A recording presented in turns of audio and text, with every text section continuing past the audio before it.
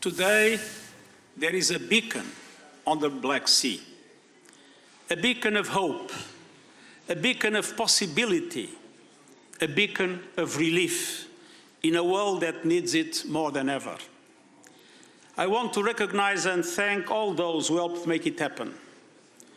To our hosts, President Erdogan and the government of Turkey, your facilitation and persistence have been essential through every step of this process.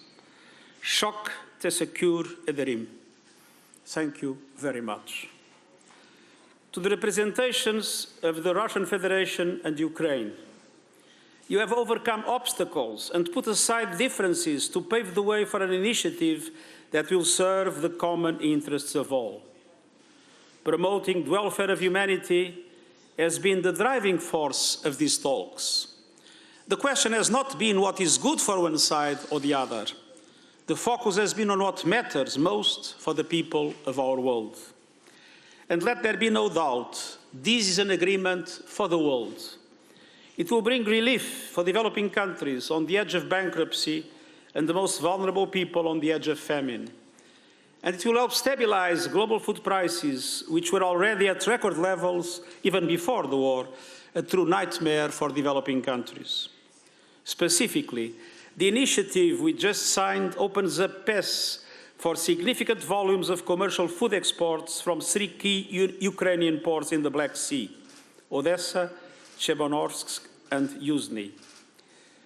The shipment of grain and food stocks into world markets will help bridge the global food supply gap and reduce pressure on high prices. Excellencies, ladies and gentlemen, this agreement did not come easy. Since the war started, I've been highlighting that there is no solution to the global food crisis without ensuring full global access to Ukraine's food products and Russian food and fertilizers. Today, we took important steps to achieve this objective, but it has been a long road.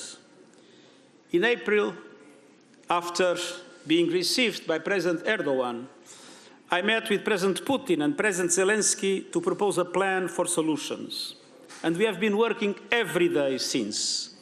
It took immense efforts and commitment by all sides and weeks of around-the-clock negotiations. The commitment and dedication are even more vital today. This initiative must be fully implemented because the world so desperately needs it to tackle the global food crisis. We count on the government of Turkey to maintain its critical role going forward, and I am here to pledge the full commitment of the United Nations.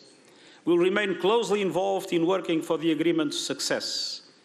We are ramping up efforts to ensure the UN is positioned to deliver on its commitments.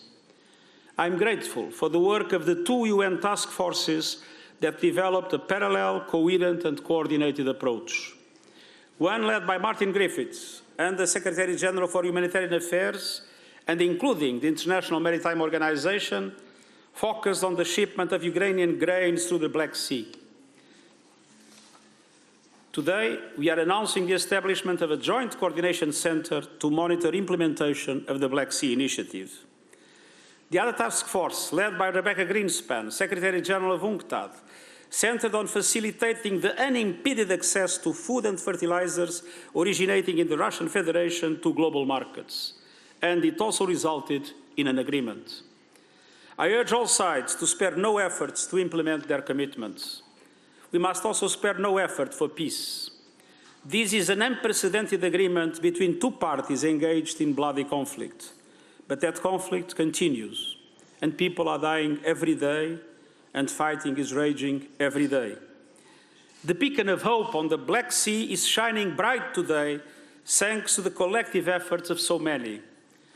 In these trying and turbulent times for the region and our globe, let that beacon guide the way towards easing human suffering and securing peace.